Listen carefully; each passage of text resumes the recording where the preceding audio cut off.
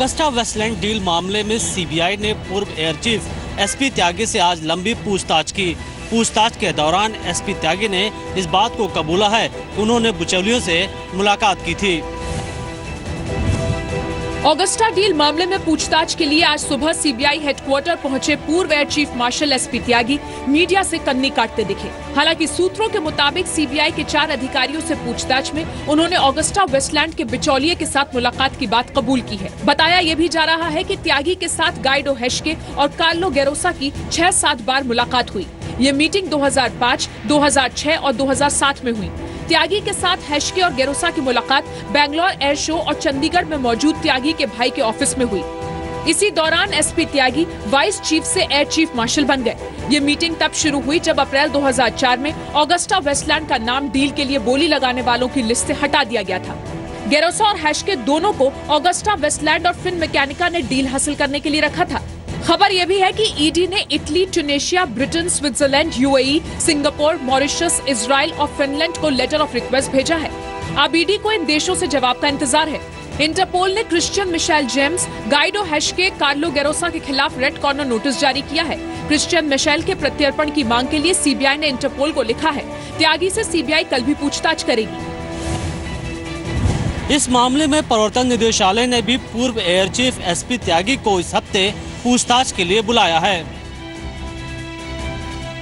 Agusta Westland deal मामले पर आज राज्यसभा में जमकर हंगामा हुआ। टीएमसी सांसद सुखेंदु शेखर राय को आज दिन भर के लिए राज्यसभा की कार्यवाही से बाहर कर दिया गया। तो वहीं बीजेपी ने गुलाम नबी आजाद के खिलाफ विशेषाधिकार हनन का नोटिस दिया।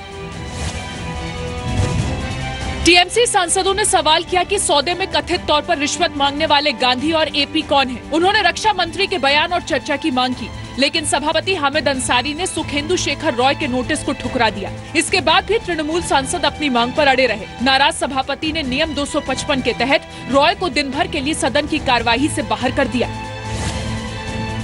तृणमूल कांग्रेस का इल्जाम नहीं है, ये इटालियन कोर्ट का, मिलान कोर्ट का जजमेंट से निकलती है। कुछ नाम, जैसे आधा नाम गांधी, आधा नाम एपी। ये एपी कौन है, ये गांधी कौन है? टीएमसी ने सरकार से सिन्योरा गांधी की हकीकत बताने को कहा तो कांग्रेस ने इस पर पलटवार किया। कांग्रेस ने टीएमसी पर ही सवाल उठा दिए। और आज क्यों टीएमसी को याद आ गई, ये समस्या मुझे समझ में नहीं आ रही। पिछले सारा हफ्ता था, उसमें क्यों नोटिस नहीं दिए? वहीं सरकार ने साफ कर दिया कि इस मुद्दे पर रक्षा मंत्री 4 मई को जवाब देंगे। इस घोटाले और इस घूस के बारे में सदन में बुधवार को चर्चा होने वाली है। अगस्ता वेस्टलैंड डील मामले पर संसद में संग्राम की ये तस्वीरें ये बता रही हैं कि ये घमासान जल्द थमने वाला नहीं है। ऐसे में इस सत्र में कई अहम बिल लटक सकते हैं। ऑगस्टा वेस्टलैंड हेलीकॉप्टर डील को लेकर आरएसएस ने कांग्रेस पर निशाना साधा है। आरएसएस के मुखपत्र 5 जन्य में आरोप लगाया गया है कि रिश्वत कांड में फंसी पार्टी अपने आकाओं से ध्यान हटाने के लिए देश भर में दंगे करा सकती है। ऑगस्टा डील में दलाली को लेकर सवालों का सामना कर रही कांग्रेस पर आरएसएस के मुखपत्र 5 जन ने बड़ा हमला किया है। 5 जन की संपादकीय में लिखा गया है कि हजारों लोगों को महसूस हो रहा है कि आफत में घिरा एक राजनीतिक दल अपने आकाओं पर से ध्यान हटाने के लिए देश भर में दंगे करा सकता है। लोग इसके लिए तर्क दे रहे हैं, दंगों के इतिहास से उस दल का रिश्ता बता रहे हैं। ट्विटर पे, सोशल मीडिया पे एक ट्रेंड चल रहा था। वह ट्रेंड यह चल रहा था, कांग्रेस इस चीज से लोगों का ध्यान हटाने के लिए देश में दंगा प्रायोजित कर सकती थी। 5 जन की दलील ये भी है कि इटली की कोर्ट में गांधी का जिक्र होने से महात्मा गांधी का अपमान हुआ। हालांकि कांग्रेसी नेता इस मुद्दे पर जवाब देना जरूरी नहीं समझते। ये सब बातें इसलिए बनाई जा रही हैं कि मोदी सरकार का दिल्ली में, भारत में फेलियर हुआ है, कंप्लीट निराशा है लोगों में, उससे लोगों का ध्यान भटके, उस पर बहस नहीं हो। आरएसएस और कांग्रेस के बीच तकरार की ये कहानी नई नहीं है। कुछ वक्त पहले कांग्रेस ने आरोप लगाया था कि आरएसएस देश के बंटवारे में लगा है। राज्यसभा में अगस्टा डील के साथ साथ गुजरात पेट्रोलियम पर सीएजी की रिपोर्ट को लेकर भी घमासान हुआ। वहीं लोकसभा में अनुराग ठाकुर ने 3 गैर सरकारी विधेयक पेश किया, जिसमें राष्ट्रीय खेल नैतिक आयोग विधेयक भी शामिल है, जो मैच फिक्सिंग में शामिल खिलाड़ियों को 10 साल की जेल की सजा की सिफारिश करता है। शून्यकाल में कांग्रेस के मधुसूदन मिस्त्री ने गुजरात स्टेट पेट्रो निगम पर कैग रिपोर्ट पर चर्चा के लिए नोटिस दिया, जिसका टीएमसी ने विरोध किया। टीएमसी के सांसद कार्रवाई शुरू होने से पहले ही स्थगन प्रस्ताव देकर ऑगस्टा वेस्टलैंड मामले में चर्चा की मांग कर चुके हैं। लिहाजा कार्रवाई शुरू होते ही हंगामा शुरू हो गया। सांसद वेल में उतरे तो हंगामा और बढ़ गया। हंगामे की वजह से कार्रवाई को बार बार स्थगित करना पड़ा। वहीं लोकसभा में सांसद और बीसीसीआई सचिव अनुराग ठाकुर ने 3 गैर सरकारी विधेयक पेश किए हैं, जिनमें नेशनल स्पोर्ट्स एथिक्स कमीशन विधेयक भी शामिल है, जो मैच फिक्सिंग में लिप्त खिलाड़ियों को 10 साल जेल की सजा दिए जाने की सिफारिश करता है। इस बिल के अनुसार इस कमीशन में जजों के अलावा जानी मानी खेल की हस्तियां भी शामिल होंगी।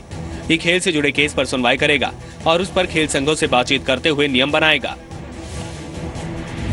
संसद के दोनों सदनों में अलग अलग मुद्दों को लेकर सरकार और विपक्ष के बीच दिख रही तकरार ने कई अहम मुद्दों को बैकफुट पर धकेल दिया है।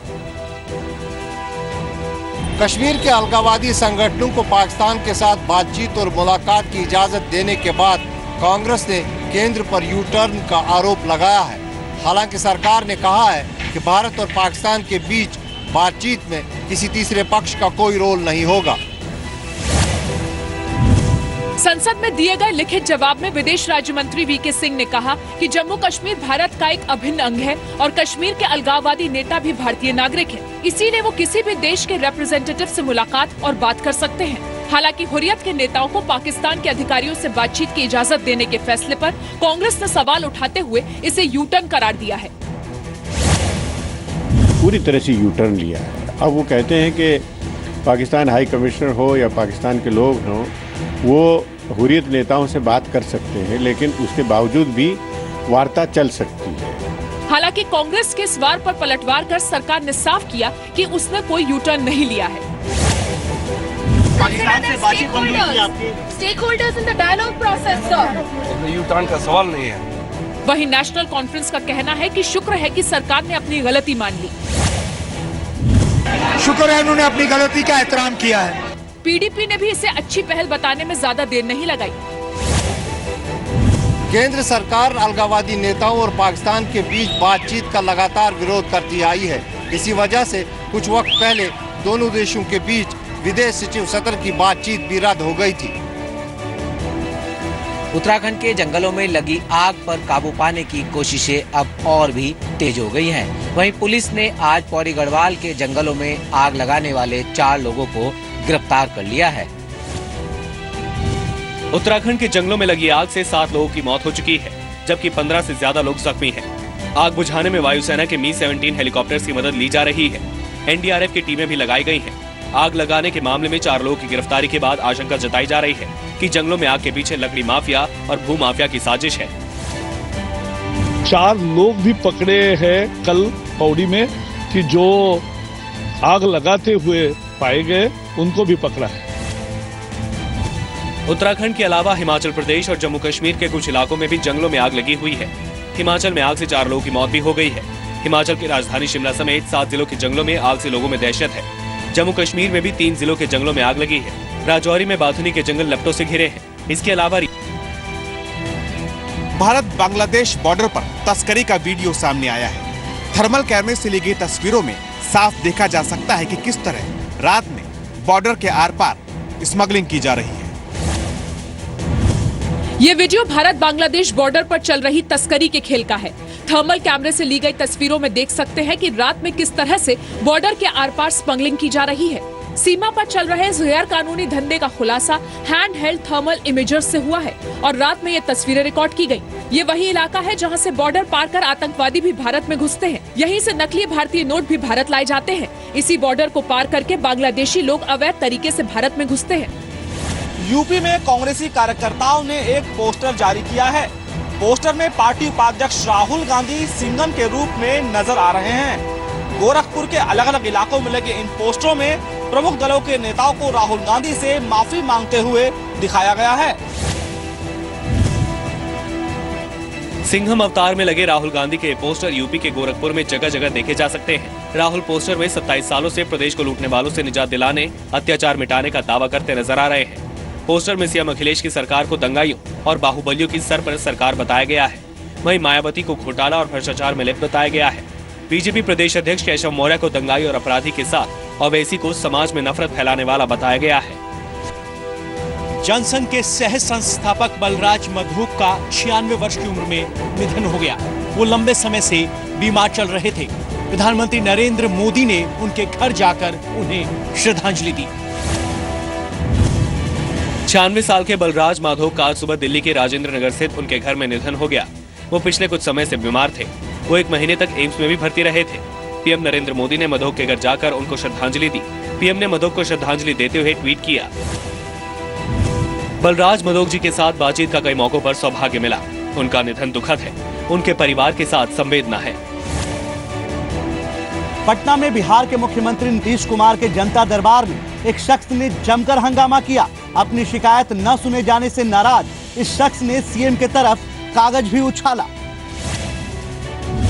ये तस्वीरें बिहार के मुख्यमंत्री नीतीश कुमार के पटना में लगे जनता दरबार की है। फरियादियों की भीड़ में अरवल जिले में रहने वाला ये शख्स भी शामिल था। जैसे ही जनता दरबार शुरू हुआ, इस शख्स ने सीएम पर कागज फेंकना शुरू कर दिया। ये सीएम नीतीश के उस फैसले से नाराज हैं, जिसमें सुबह 9 बजे से शाम 6 बजे तक चूल्हा नहीं जलाने की हिदायत दी गई है। उसका व्यवहार ठीक नहीं था। संबंधित धारा में FIR करके हम लोग उसमें अग्रसर कार्रवाई करेंगे।